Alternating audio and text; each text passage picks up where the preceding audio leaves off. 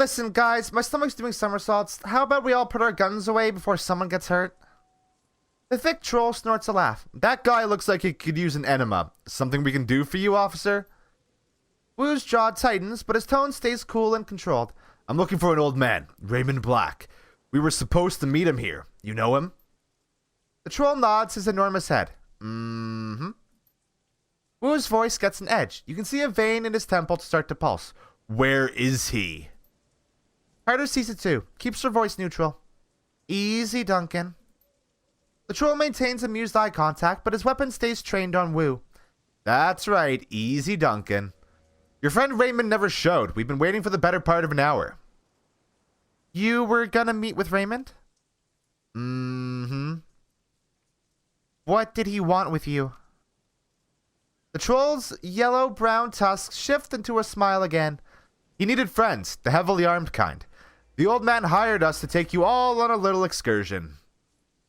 Wu's brow furrows. Hired you? He takes a moment, looks them over. They're an odd assortment. A cyberduck troll, an orc girl with magical fetishes, a dwarf with a cyberdeck slung on her back, and a tall man standing behind them, inscrutable. All with guns trained on Wu. Understanding spreads across Wu's face. His jaw tightens. You're Shadowrunners. The troll nods. Mm-hmm. Wu's shoulders creep up. His stance tightens. This is bullshit. Raymond would never hire Shadowrunners. They're criminals. The troll corrects him. Mercenary operatives. The dwarf cuts in. Her voice is soft but strong. Criminal, mercenary operatives. So, yeah, you were right. Your buddy Raymond was associating with a bunch of hardened criminals. The troll tosses Wu a sideways smile while staring down the barrel of his gun. Sorry to burst your bubble, Lone Star. Guess you didn't know the old man as well as you thought, huh? Wu tries to shake it off, but he's struggling to process the information. You can feel the heat coming off of him. The runners sense it too when they tense up tight. They're keyed on Duncan and their guns are big. The looks on their faces make it clear. One wrong bead of sweat and Wu's going down in a red mist cloud. Carter remains completely still. Her voice is level, moderate. She's done this before. Let's all stay focused. No need for this to get ugly. She speaks quietly to Wu, who listens without turning, his focus squarely on the troll. We need to find Raymond. These are the people who can help us do that. This was about money, right? Let's talk about money. The troll is wary but willing. He lifts the barrel of his gun slightly. I like talking about money. You can tell the orc girl's had enough of the tension. She blurts it out. The old man wanted us to take him into Kowloon Walled City. She waves a hand at the three of you. You too. Two large rats, clinging to her hip and shoulder, poke their heads out of the folds of her clothing. They've fixed their beady heads on you intently. You know the Walled City? Slum, right? I've heard of it. The girl sneers, rolling her eyes. It's a shithole. The worst slum in the Eastern Hemisphere. Memories of growing up in the Redmond Barrens flash through your mind. We get it. It's a real bad place. Now why would a little old man pay you to take him there? The dwarf standing next to her nods and jumps in. Wouldn't say. He mumbled a lot too. Just kept rambling on and on about how he had to get in. Under ordinary circumstances, I never would have accepted the gig. The Walled City's the last place I want to go. But the old man rolled up a truckload of new yen. And you gotta eat, right? Wu risks a glance at you. His weapon remains trained on the Shadowrunners, but a flicker of uncertainty plays across his face. Interesting story. Seems like a good time to ramp down the threat of violence, don't you think? The troll flashes you a smile that's all tusks and no warmth. Okay, gang. I tell you what. He looks at his team as he slowly starts to lower his weapon. We're all gonna put our guns down. Yay! Murder! Alright. We need to leave.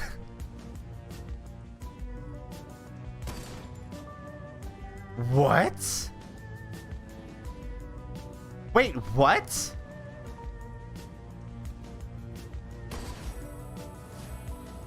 Hold on.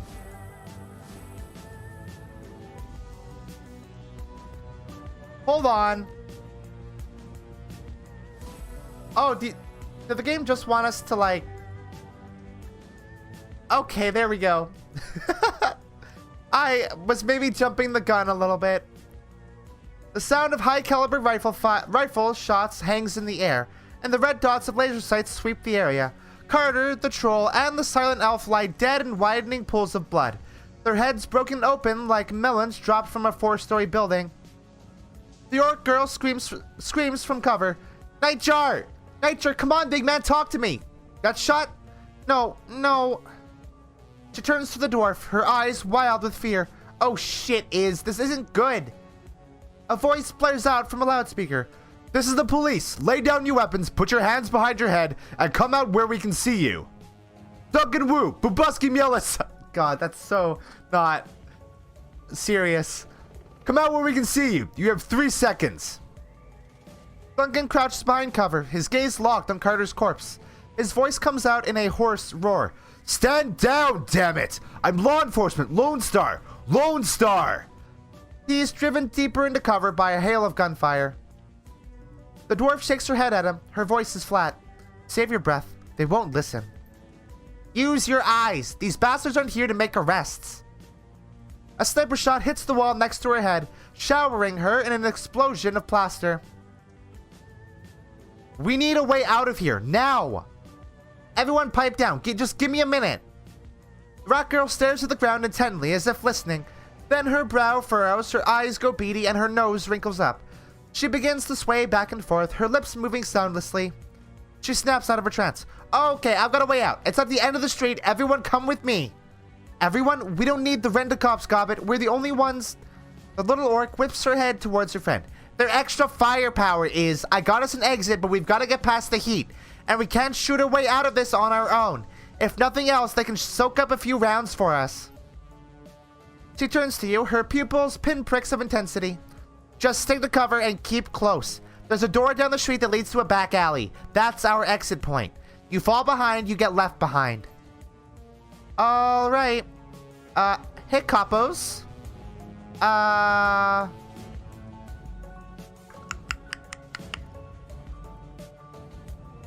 Let's make use of this.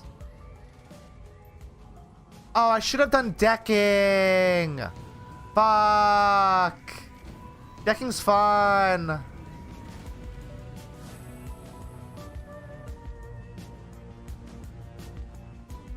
Oh, fuck.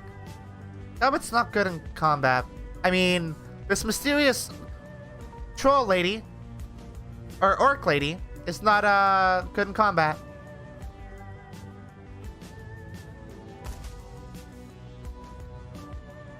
How the fuck would... Oh, shit. Yeah, that was bad.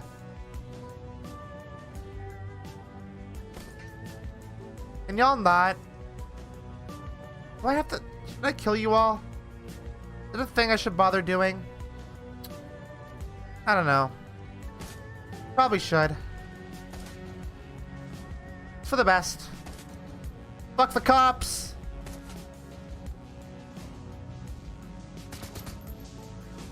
Oh yeah, she has a SMG.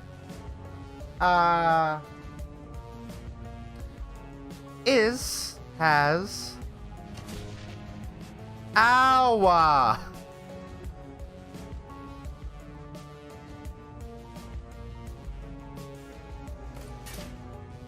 Fuck.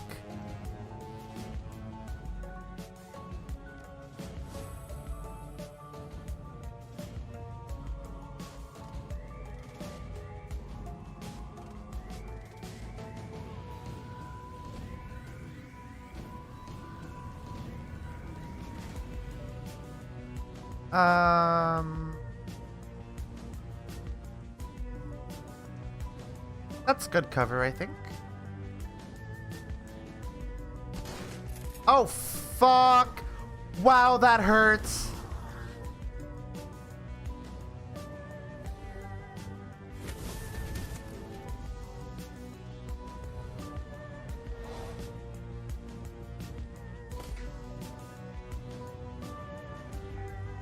I need to move forward. You have a heal? You do. Thank you.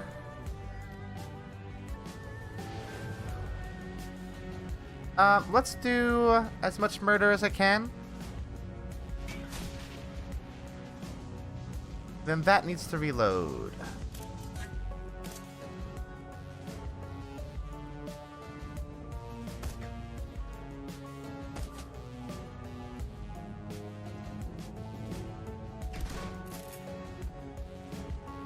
I'm gonna say the fact that he did that much damage with a shotgun from that far away is fucking absurd. Ridiculous.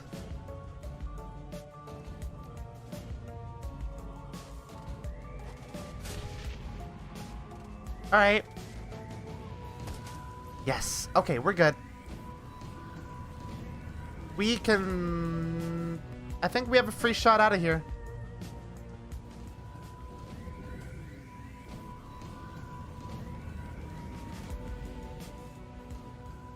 Aside from this guy who's probably gonna shoot me in the back again. Fuck you, dude.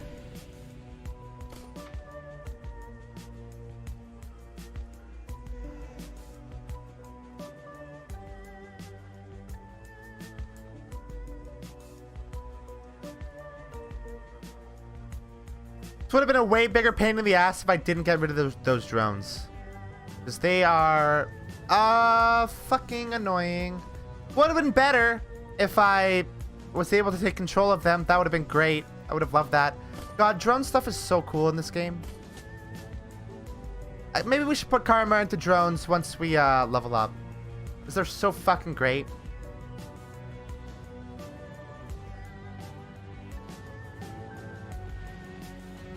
Alright. We outie.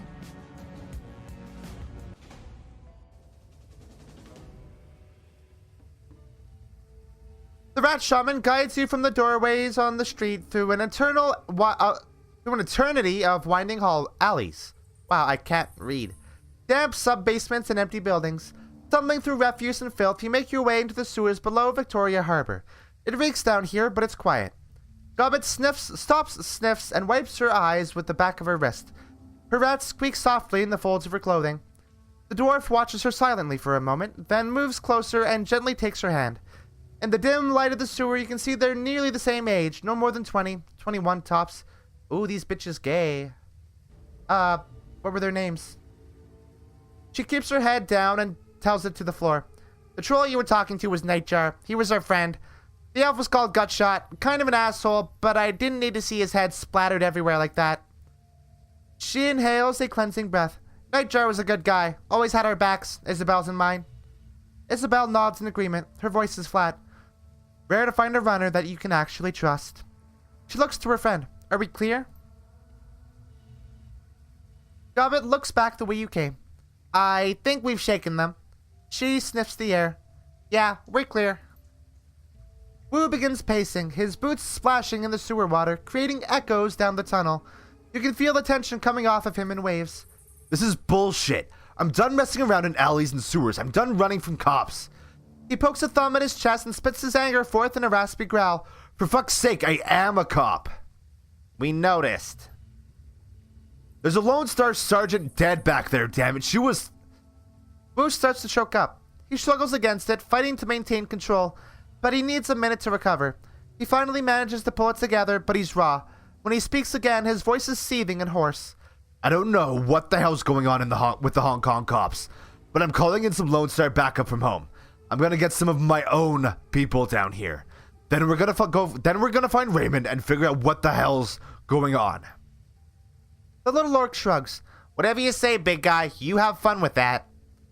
She looks over at her friend. They both nod. Iz and I are out of here. Best of luck finding your friend. Your people died in a hail of sniper fire. You're not gonna do anything about it? Of course we're gonna do something about it. In fact, we're gonna do two things. Run and hide. Look, we got you to safety, but now we are done with this shit. We don't intend to die for you. Wu isn't listening. You can see in his face that he's already written the orc girl off. He pulls his security-grade PDA from its holster on his left leg, raises it, and starts tapping the buttons with a meaty finger. The Lone Star logo on the back of the device looks shiny and official. He stops, confused, and then taps it again harder. The red flashing image on the PDA reflects in his goggles. What the hell? I'm locked out of the network. He looks up at you. My law enforcement status has been revoked. He goes back to the screen. I don't believe it. This is saying there's an APB out on us, Bubuski. You and me both. I figured as much. You heard them on the loudspeaker. They knew our names. Wu glares at the wall, a storm raging across his face. Fucking hell. His hand clenches into a fist around his PDA. This just keeps getting worse. He leans forward as if to punch the wall, his knuckles rapping against it softly, a pantomime of barely constrained rage. Suddenly, he turns and slings his PDA at the far wall. It hits hard, bounces back, and clatters to the ground at his feet. He looks down at it, spent. The orc mouths an okay to herself, eyebrows raised. And on that note, I think it's time for us to say goodbye. Come on, Isabel, let's... She's cut off by a sudden smashing noise as her friend's boot comes crashing down on the PDA at Wu's feet.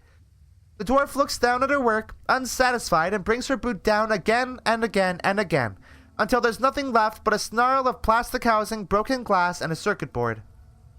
She looks up at Wu, her chest heaving, and points at the pile of scrap she's created. Police issued. They can track you through that. She turns to you, hand out. Yours too.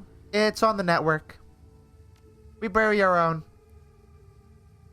You crush the PDA to shards under your foot while Isabel looks on blankly. Good. She looks over at Gobbet, sighs, then reaches into her jacket pocket, pulling out 2 new PDAs. She hands them to you and Duncan. Burners. I suppose it's the least we could do, after your help back there. Thanks. You guys always keep a supply of burners in your pockets? Runners need to be prepared for contingencies. Isn't that right, Is? Isabel isn't listening. She is staring open-mouthed at her own PDA, its bluish glow illuminating her horrified expression. Gobbet, we gotta go. Right now. Isabel's voice is monotone but emphatic. She holds up her PDA to show her friend. They're after us, too. Her screen displays a local newscast. Your own face stares back at you from the upper left corner of the screen. And in breaking news just under an hour ago, Hong Kong port authorities were involved in a firefight with members of a terrorist cell linked to the mainland city of Henan. The battle left 3 terrorists dead, along with an unconfirmed number of Hong Kong police officers. Your image winks out, replaced by a scowling image of Duncan Wu, a mugshot from a long time ago, before Raymond. Our sources report that Seattle natives Duncan Wu and Bubuski Mielissa, along with their Hong Kong-based accomplices, are still at large. They are well armed and should be considered extremely dangerous. Low-res photographs of Gobbet and Isabel pop up on screen, replacing Duncan Wu. The color drains out of Gobbet's face. Oh, shit. Kowloon officials report that the terrorist cell, known as the White Star, maintains ties to the state of Henan, and it is purported to be receiving weapons and funding from anti-corporate groups in the UCAS city-state of Seattle. Port authorities are standing on high alert, and the Hong Kong Police Force's Special Duties Unit has been engaged to deal with the threat. We go live now to Chief Inspector Crate of the Special Duties Unit, who will be making a statement. Behind the newscaster, a video window displays the location of your firefight in Victoria Harbor. The camera pans to Chief Inspector Crate. She is surrounded by a swarm of news reporters, but appears unfazed by the attention. She speaks with supreme confidence. We have yet to ascertain the motive for tonight's attack, but it was clearly a well-planned and coordinated effort. Crate sounds smooth, more like a corporate mouthpiece than a cop. We have already issued an all-points bulletin along with a kill or capture order for the 4 remaining terrorists, and I have instructed the Special Duties Unit to make this manhunt a top priority. She looks directly into the camera. If you should see one or more of these individuals, do not attempt to engage them. Instead, tap in the HKPF flash code at the bottom of the screen. If you are on an authorized network and take a picture, our system will automatically identify them in your data stream. The Decker switches off the newscast and clips her PDA back onto her belt. For a moment, there's no sound but the roar of sewer water rushing through the pipes. Gobbet bends over and hands on her knees, sucking wind. Her rats scurry for a new position. I thought we were fucked before. Wu's voice is eerily calm. But now we are well and truly fucked. Doesn't look good, does it? His mouth tightens. Not at all. He begins stalking back and forth, a panther in a cage. They've labeled us terrorists and there's an APB out on us. I've heard this kind of announcement before. I know what comes with it. It doesn't matter if we have nothing to do with whatever city-state. They're gonna hunt us down. It's open season. Oh, getting very dry.